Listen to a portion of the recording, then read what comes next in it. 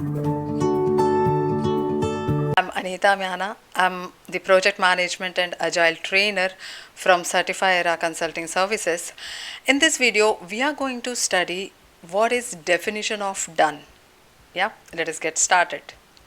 As we all know that we have something called product backlog in our project. The product backlog is the list of all the requirements which we need to build in our product, and sprint backlog is the subset of product backlog. That means sprint backlog is the list of user stories or the requirements which we pull from product backlog, and the sprint backlog is the list of requirements which we are going to construct as part of the current sprint. And so as to construct these user stories, we divide these, or we break down these user stories further into different tasks, and the team carries out all the activities, all the tasks for getting this user stories completed.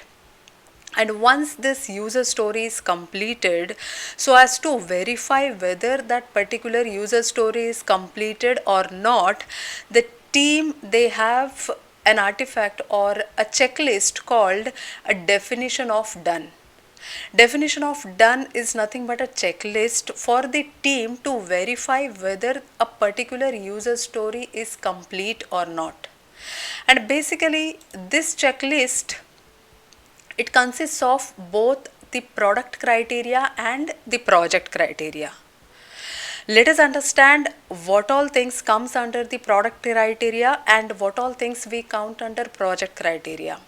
And together these all criteria, they are considered to be part of definition of done.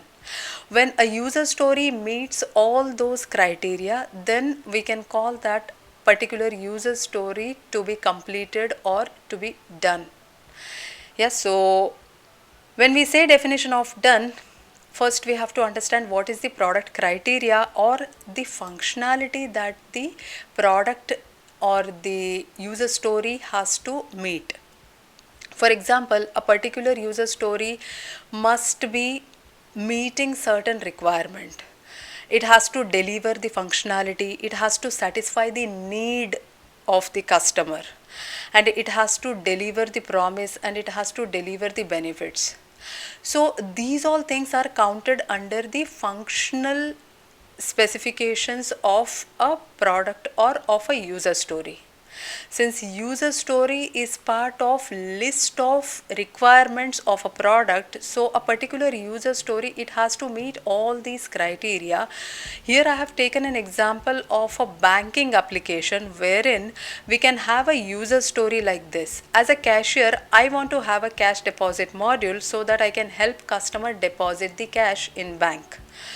So as to complete this user story, the team has to deliver certain functionality in the form of a module or a feature, and the bank's cashier or the clerk, he should be able to deposit cash for the customer, and he should be able to meet the requirement.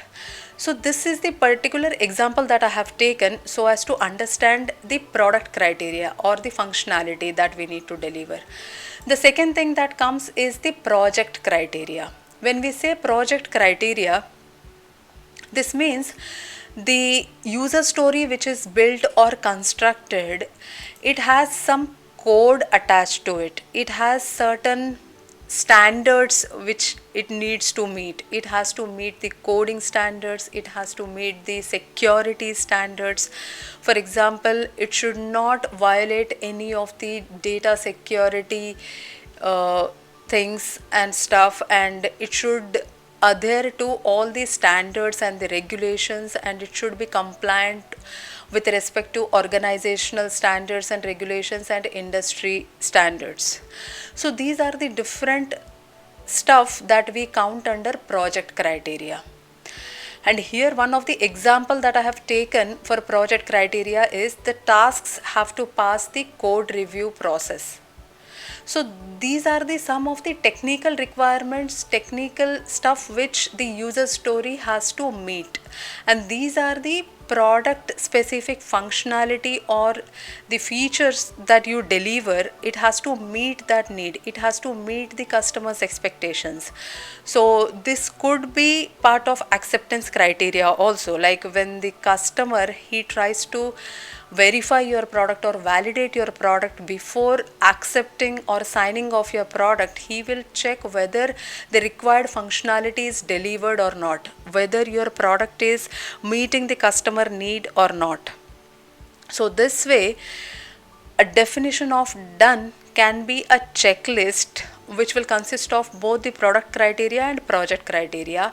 And for each of the user story, the team has to meet the, or the user story has to meet the definition of criteria, a definition of done. So when we say definition of done, when actually this checklist is created, definition of done is created in the first sprint planning meeting generally, and it is used for verifying all the user stories throughout different sprints throughout the project life cycle. So when we say definition of done is defined maybe in the first sprint, after that, like through the project life cycle, when the team conducts different sprint retrospectives meeting, in that meeting they also verify and understand whether we need to improve our definition of done checklist. So they may improve, they may add more criteria to the definition of done checklist, or they may remove some of the criteria which is irrelevant or which is not needed. So that way they can improve definition of done checklist through the sprint retrospectives meeting. Yeah, so this is all about definition of done.